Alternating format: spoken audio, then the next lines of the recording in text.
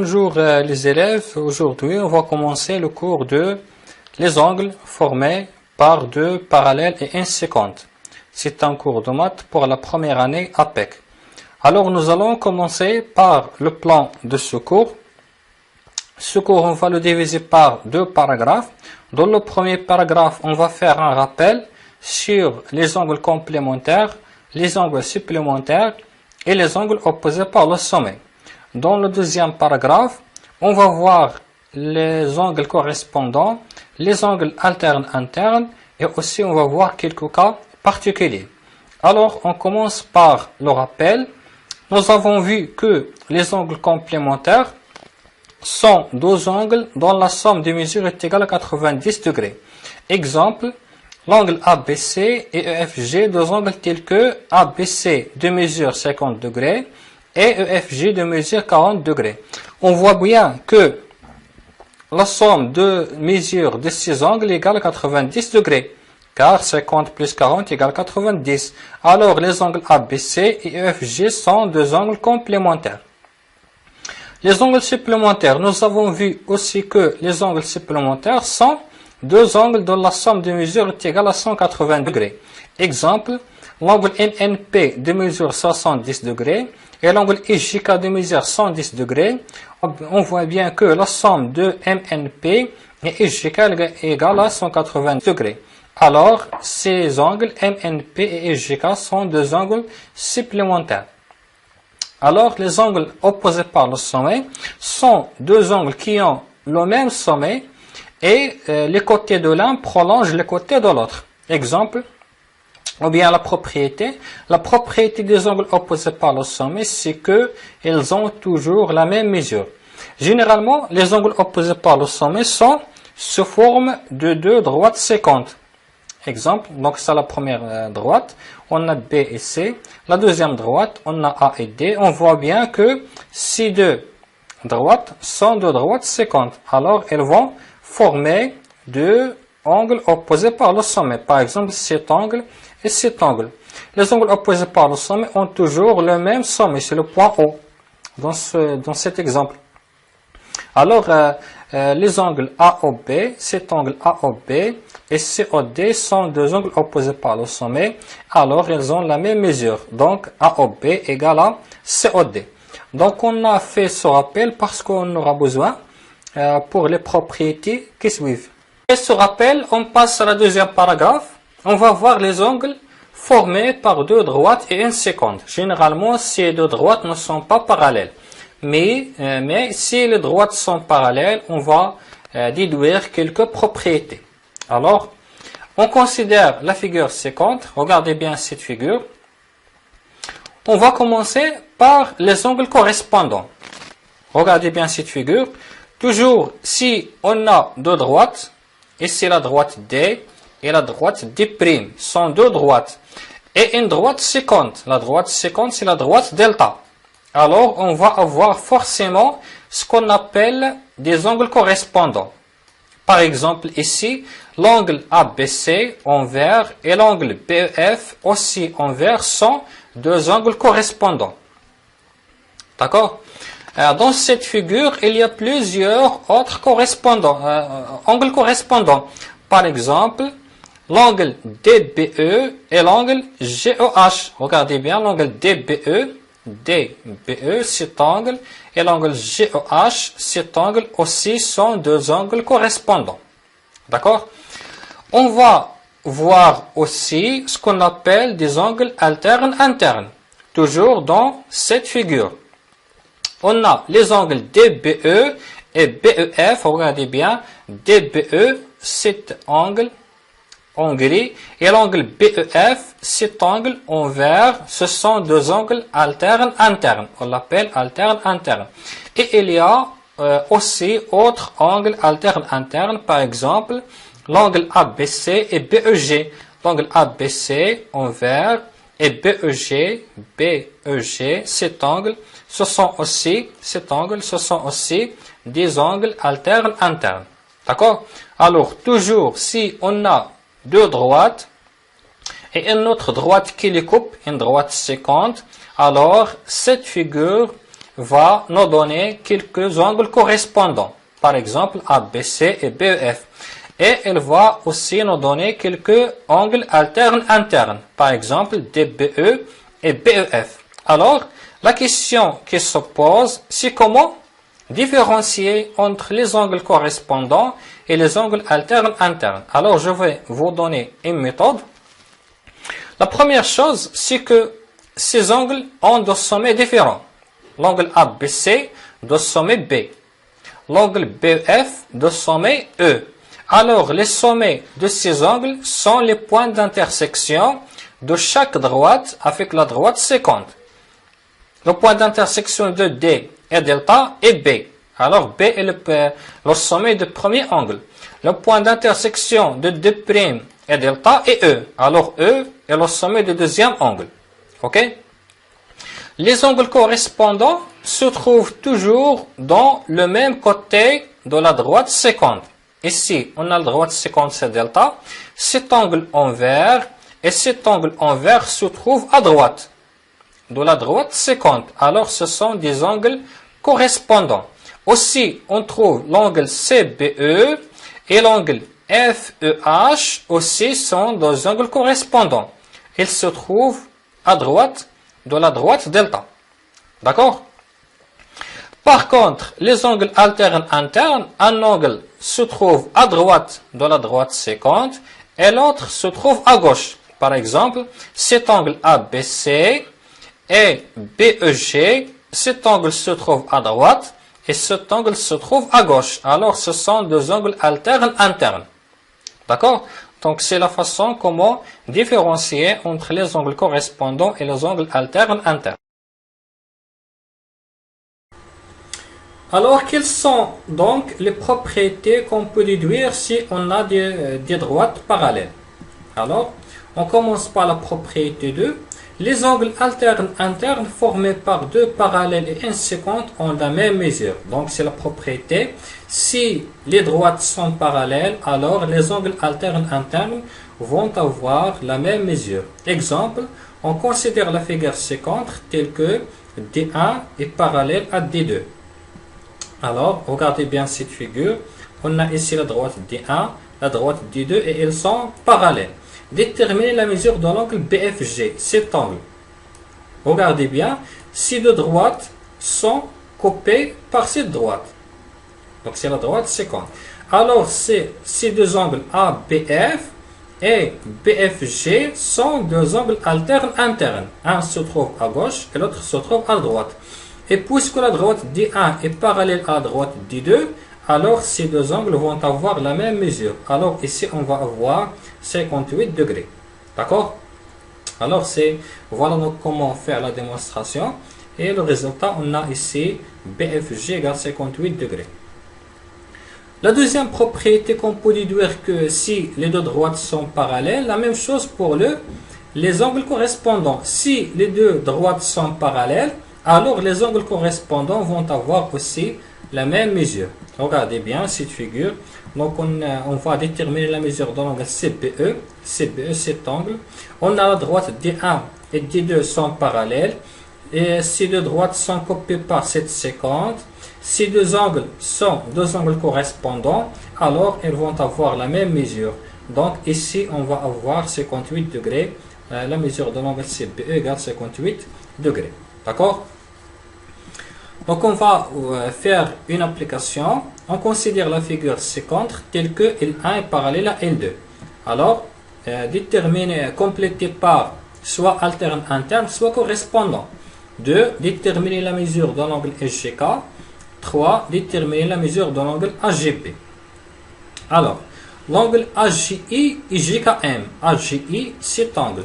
GKM, cet angle. Ce sont deux angles correspondants. Ils se trouvent tous les deux à droite.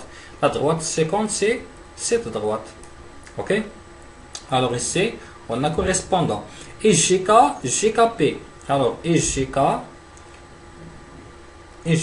cet angle, GKP, cet angle. Alors, ce sont deux angles alternes internes. OK?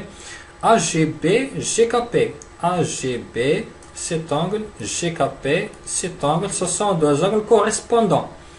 AGB, MKN, AGB, MKN, ce sont deux angles alternes internes. L'un se trouve à gauche, l'autre se trouve à droite. La mesure de l'angle SJK. Alors regardez bien, SJK et GKP sont deux angles alternes internes. Et puisque la droite L2 est parallèle à L1, alors ils vont avoir la même mesure. Alors ici, on va avoir 67 degrés. AGB. AGB, où est l'angle AGB? C'est cet angle. AGB et GKP sont deux angles correspondants. Alors, ils vont avoir la même mesure parce que L2 est parallèle à L1. Alors, ici, on va avoir aussi 67 degrés. D'accord? On peut utiliser deux angles opposés par le sommet. L'angle IJK et AGB sont deux angles opposés par le sommet. Et on peut aussi utiliser deux angles correspondants. Voilà, donc c'est la réponse. C'est comment bien répondre. Donc le résultat, on le sait, mais on doit bien répondre. Donc c'est la troisième question. On va faire maintenant un exercice. Regardez bien. On considère la figure ci-dessus telle que ABCD est un parallélogramme. Donc voilà la figure. Déterminer la mesure de l'angle BDC. Déterminer la mesure de l'angle EBF. Alors, ABCD est un parallélogramme. Qu'est-ce que ça veut dire parallélogramme? Ça veut dire que cette droite AB et cette droite DC sont parallèles. D'accord? On peut la déduire à partir des données. Donc la droite AB et la droite DC sont parallèles. La mesure BDC, si les droites sont coupées par cette droite, la droite ED, alors on va avoir des angles correspondants et des angles alternes internes. Où est l'angle BDC? Cet angle. Regardez bien, l'angle BDC et ABD sont deux angles alternes internes. D'accord? Puisque les deux droites AB et DC sont parallèles, alors ces deux angles vont avoir la même mesure. Alors ici, on va avoir 34 degrés. D'accord? EBF, cet angle. Alors aussi, ici, soit on dit que ABD et EBF sont deux angles opposés par le sommet, alors ils vont avoir la même mesure. Soit on dit que BDC et EBF sont deux angles correspondants. Alors ils vont avoir aussi la même mesure car ces deux droites sont parallèles. D'accord? Alors ici, on va avoir aussi 34 degrés. Voilà donc la réponse. Et voilà comment bien répondre. Donc, on doit bien répondre. Alors, BTC égale 34 degrés. La deuxième question. La mesure de l'angle EBF. On a, donc, ABD et EBF sont opposés par le sommet. Alors, ABD et EBF ont la même mesure. Alors. D'accord?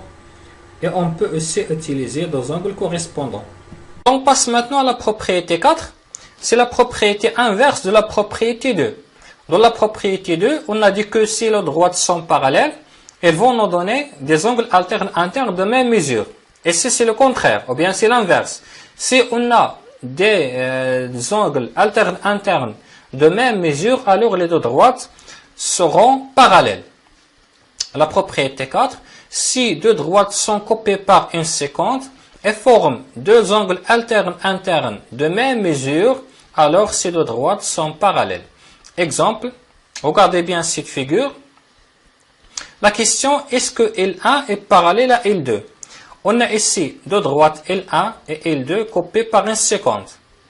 Elles vont former deux angles alternes internes. Ici, ils ont la même mesure, BCD et ABC, deux angles alternes internes de même mesure.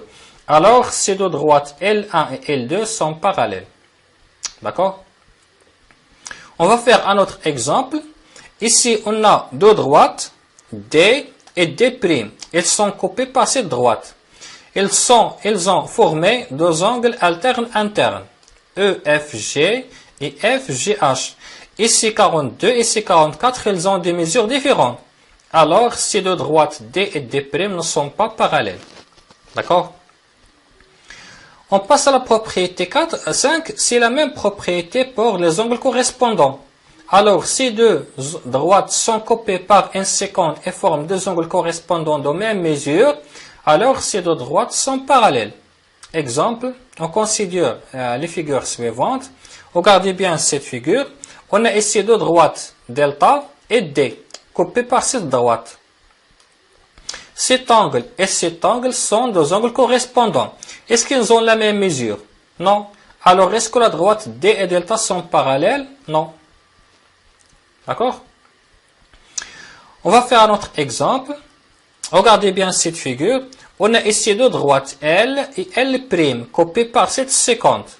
Elles ont formé deux angles correspondants, cet angle et cet angle.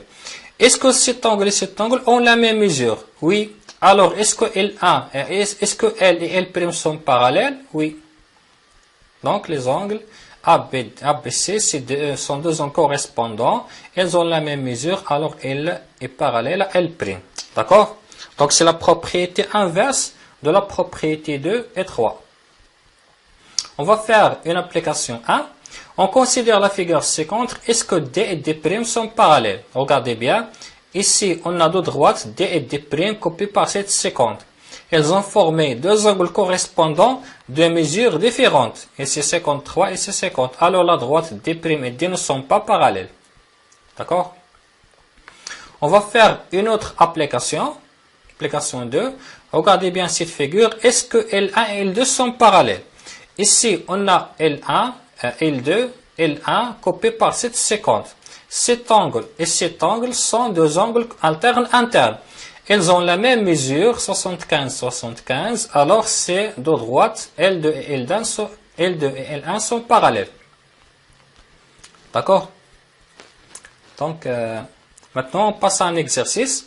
On considère la figure ci-contre, déterminer la mesure de l'angle CBD, montrer que L est parallèle à L'. Alors, regardez bien cette figure, CBD. L'angle CBD, c'est cet angle.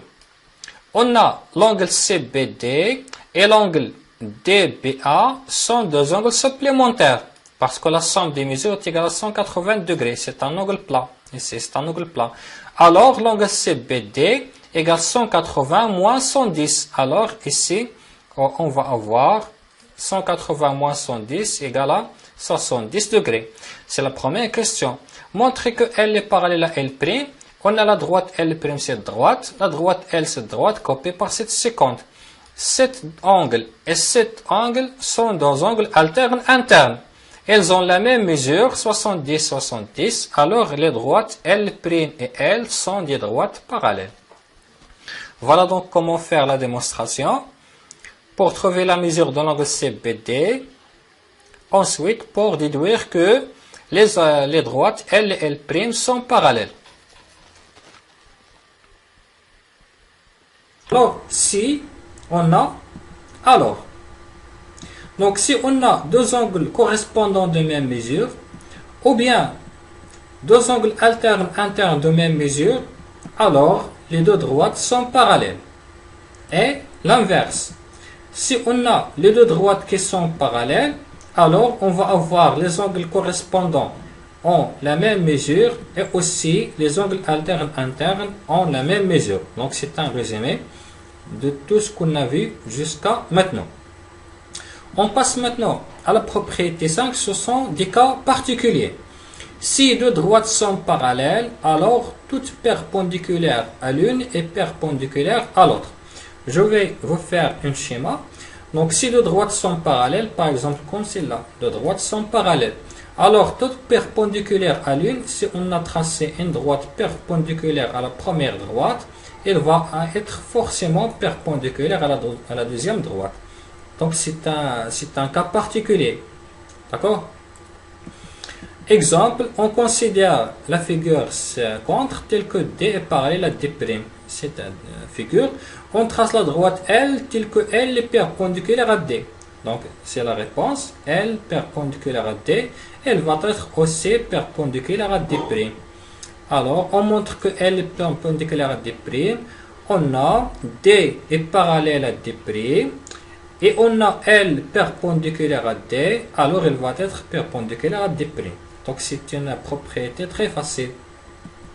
La propriété 5, si deux droites sont perpendiculaires, alors toute perpendiculaire à l'une est parallèle à l'autre.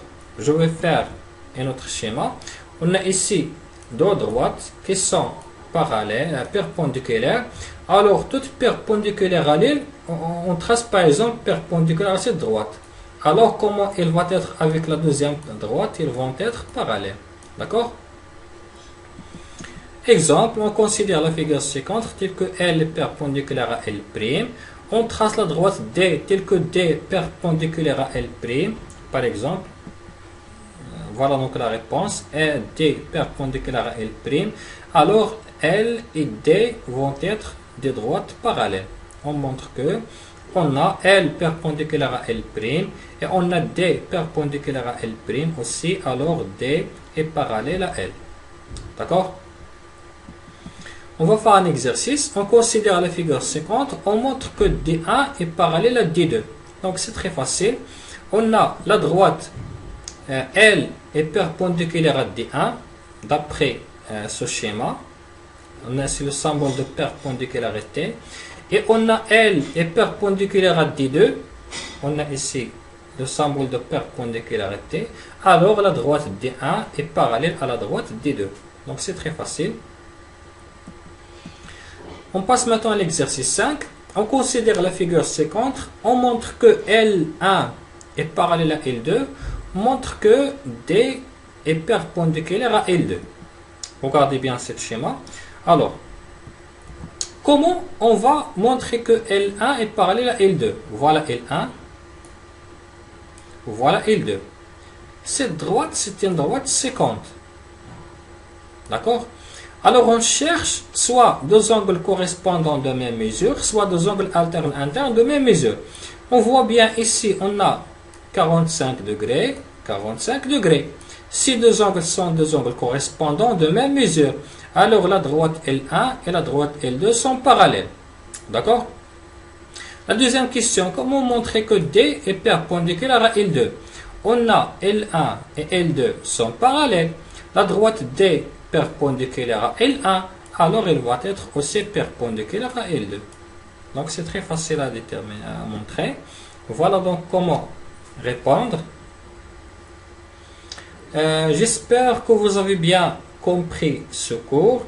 Donc on est arrivé à sa fin. N'oubliez pas de s'inscrire sur notre chaîne.